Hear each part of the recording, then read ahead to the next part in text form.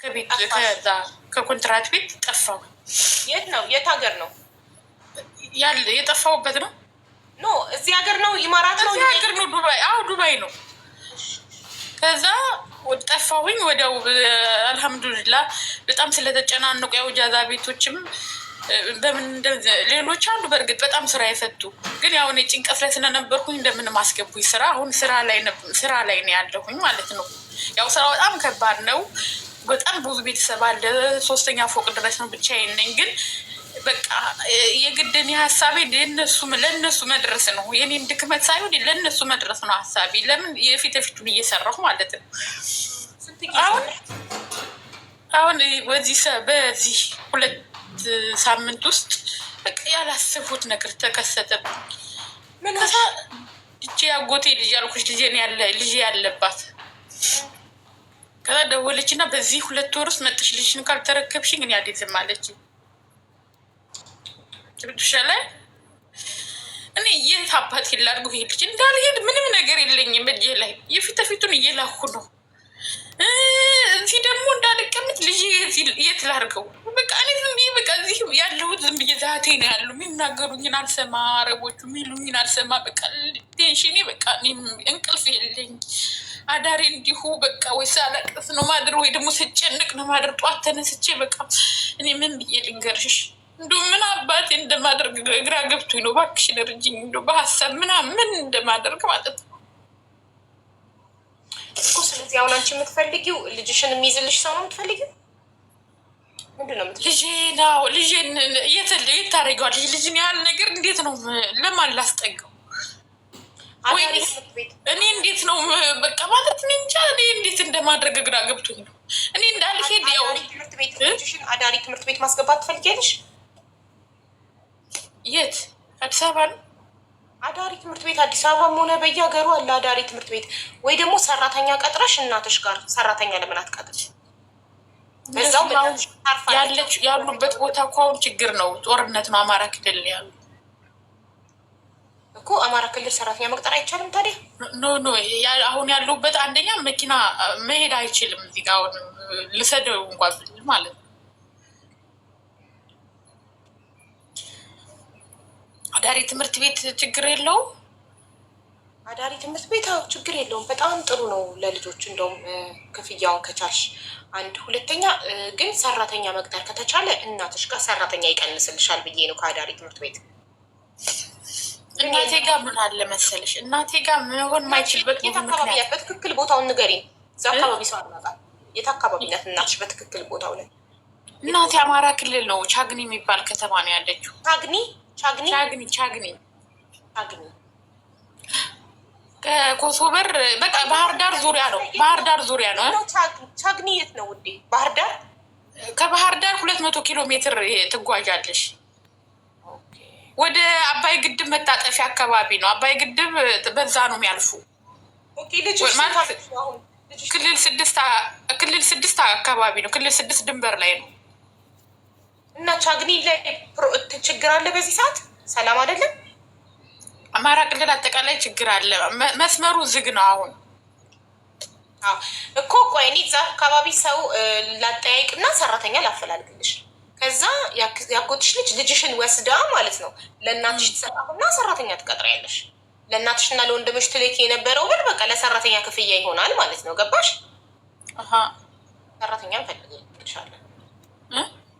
ሰራተኛም ፈልግልሻለን። ሰራተኛ እናትሽ በዛውም ታርፋለች። ገባሽ?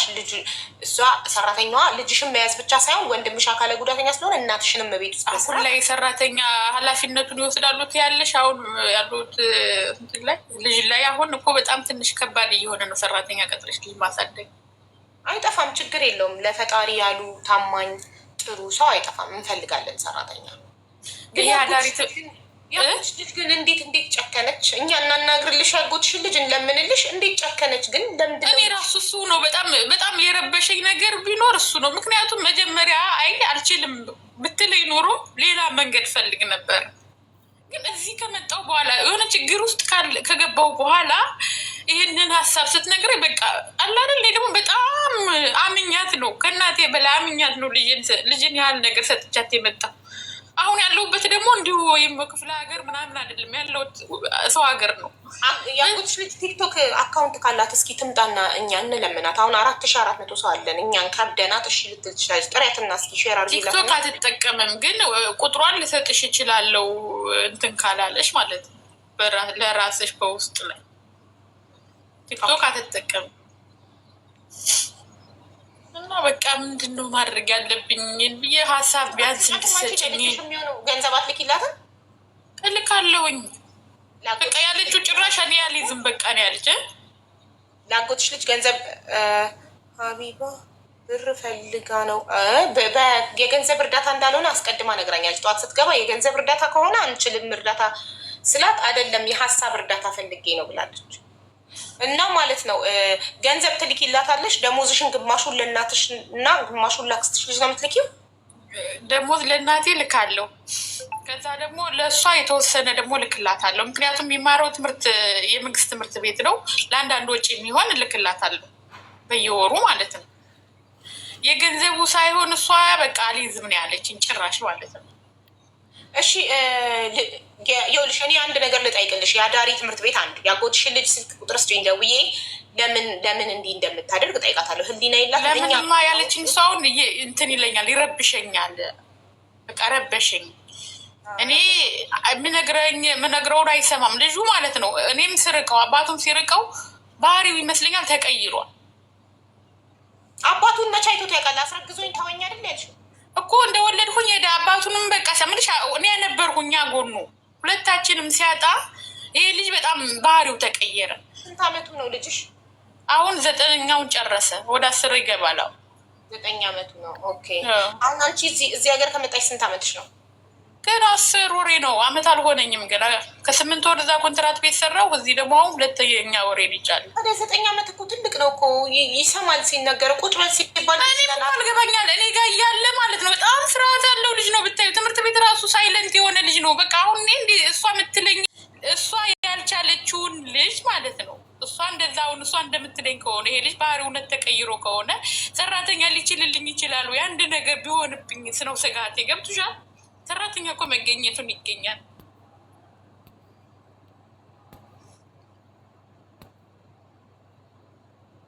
አሁን ሰራተኛ ቀጠራለሁ እናቴ ጋር አደርጋለሁ። እሱ አማራጭ ካልሆነ ሁለተኛ የአዳሪ ትምህርት ቤት አለ።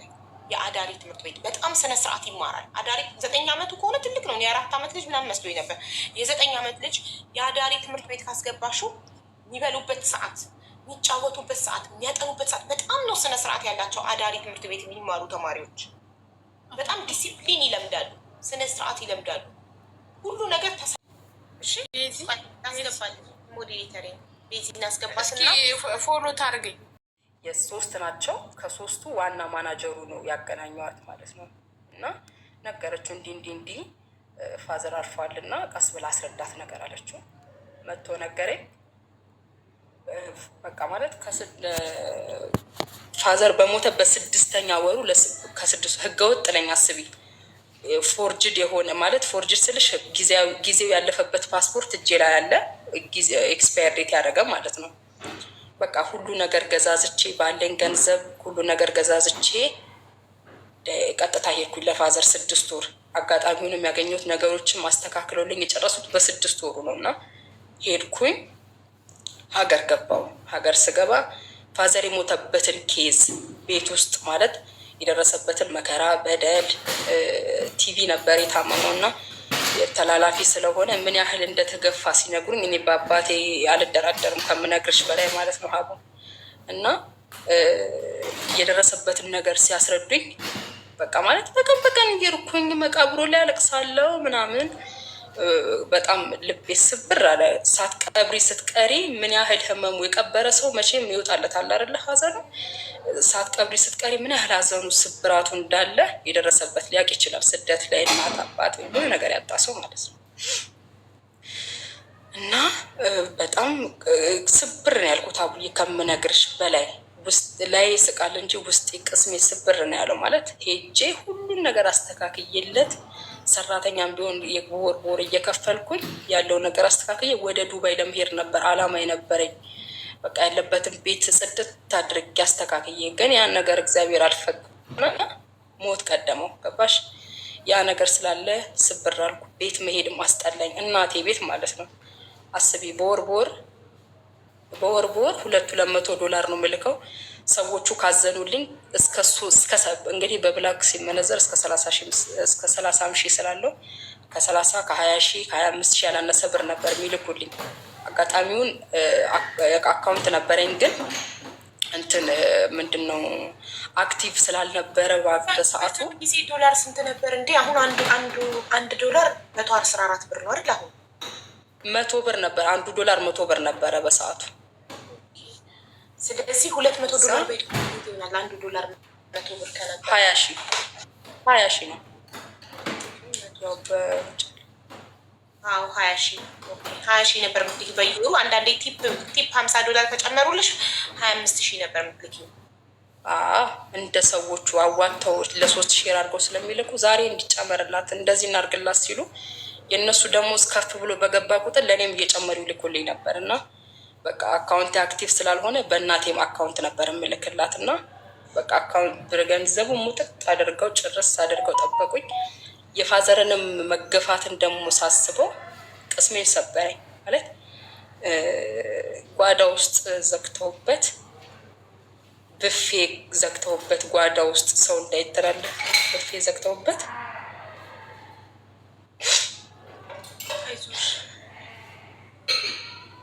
ብፌ ጋርደውበት ጓዳ ሰው ተላልፎ እንዳያየው። ገባሽ? የሲስተር ልጅ አለሽ ግቢ ውስጥ አላቅም ለህፃኗ የሚሆን ገባሽ? መድኃኒት መሰጠት አለበት። ሰው እኮ ማክስ እና ጓንት ይዞ አድርጎ ገብቶ እንትን ማለት አይችልም። ያንን ሰው መድኃኒት መስጠት መብላት ስለማያበሉት እጁ እርጅናም ስለሆነ ገባሽ? ሰውነቱም ስለዛ እርጅና ሲመጣ ድካም አለ ምን አለ ያ ነገር ስላለ ተቋቁሞ ምግቡንም መብላት አልቻለም። ወዲያው ነው በሽታው ለሞት ያበቃው። ገባሽ? መጋረጃ ጋርደውት ታናሽ ወንድሜ ነበር እየገባ እያበላ እያጠጣ የሚወጣ የነበረው እና እሱንም ገፉት። ገባሽ? ቤት ውስጥ እንዳትጠጋን አንተ የበላበትን እንዳትበላ። ከፋዘር የተረፈውን ሁሉ ይበላ ነበረ ከመገፋቱ የተነሳ። በራዘር ግን የሚጠብቅ አምላክ ደግሞ አይተኛም። ገባሽ?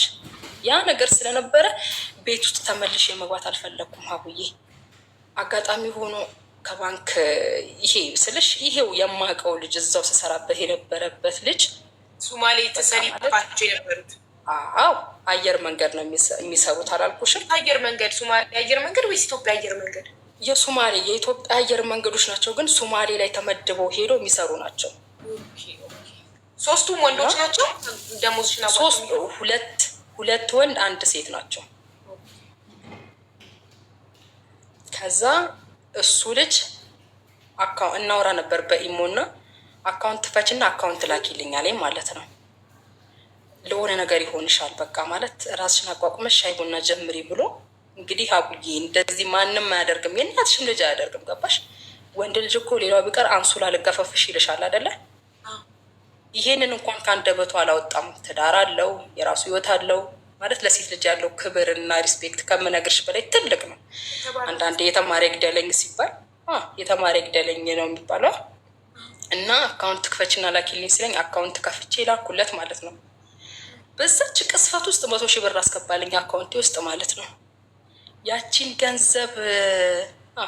ገንዘብ ለማውጣት ባንክ ቤት በሚሄድበት ሰዓት አንድ ሰው ተዋወቅኩኝ።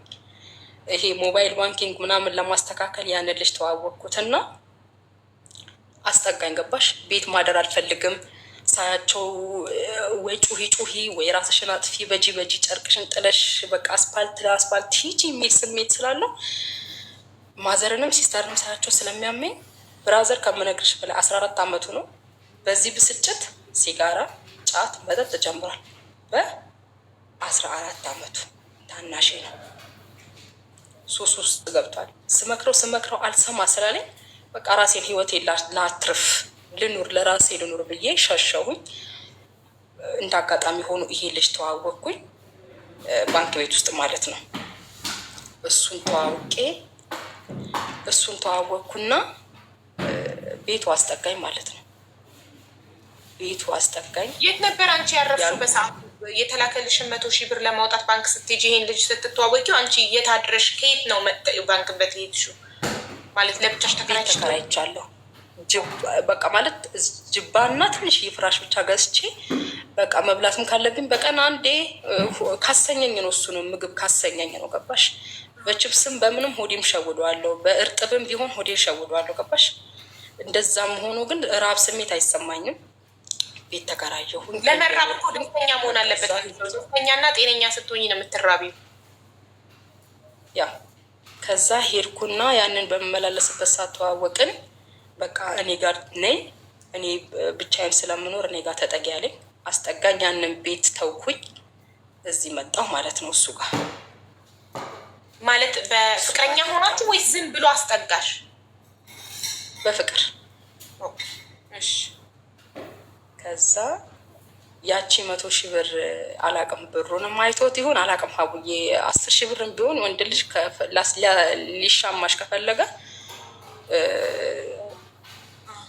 መላ ያጣም አይደለ? መጣሹ 100,000 እንደሆነ ነግረሻል። የባንክ ቤት ሰራተኛ ነው ወይስ እሱም እንዳንቺ እዛው እኮ ነው?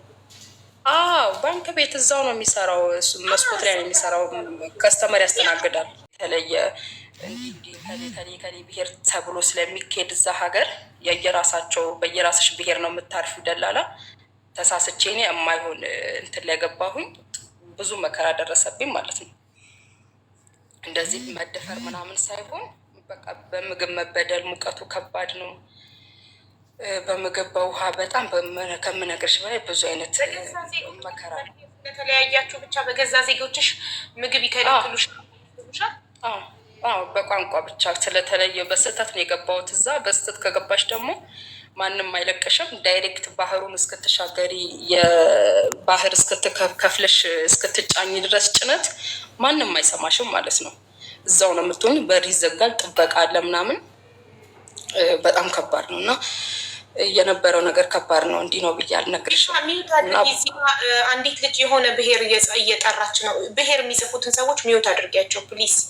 ቤዚ፣ መሲሻ፣ ዙላይካ ሚዩት እያደረጋችሁ ብሄር የሚጽፍ ሰው ካለ በቃ ዞሮ ሀቡዬ ብሄር ምናምን ሲሆን በቃ የራሳችን ዜጋ ናቸው። ገባሽ? በምንም በቃ የራሳችን ዜጎች ናቸው። ኢትዮጵያውያን ናቸው። እዛ ያሉት የሚያደርሱት ነገር በጣም ከባድ ነው እና እንትኖች ናቸው እያሉ ይጽፋሉ። ይሄ ደግሞ ጥሩ አይደለም።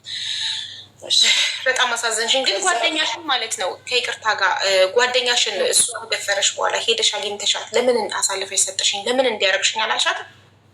ጠፋች አቡ። ከዛ ከስራም አቆመች የነበረ ማለት እንዲህ ነው ብዬ እዚህ ጋር ስናገር አንቺ ራሱ ጓደኛሽ ለጓደኛሽ ታማኝ አይደለሽም ስላሉኝ ነው ኮሜንት ላይ። እና የሰዎቹ ኃላፊነት የሰጡኝ ሰዎች ትተሽ አንቺ ጣራውን ግድግዳውን እያየሽ ይኸውልሽ፣ ኮሜንት የምታይ ከሆነ ታሪክሽን በትክክል ስሜትሽን ማውጣት አትችይም። ሀሳብሽ ይሰረቃል።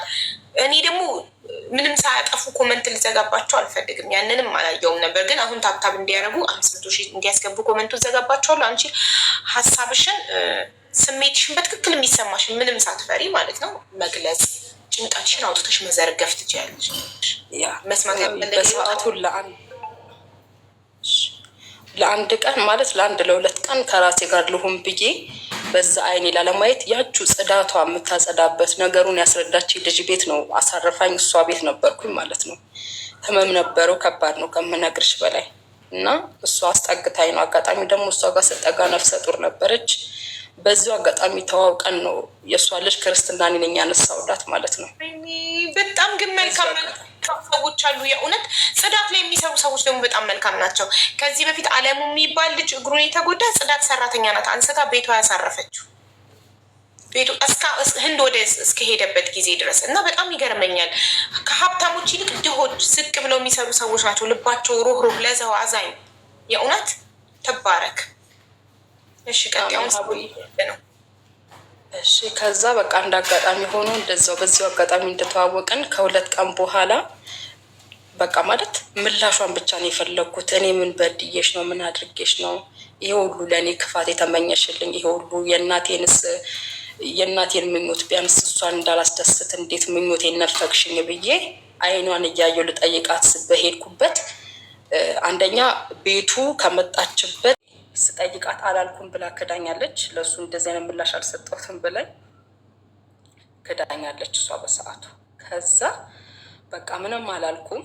ያን ሁሉ ነገር እኔ ማለት ለቤተሰቦቿ እኔ ለአክስቷ እንኳን መናገር የምችልበት አጋጣሚ ነበረ። ግን እሷ እንደሆነችው አልሆንኩም። ብዙ ነገር ብላለች። ገባሽ? እና እንደ አጋጣሚ ሆኖ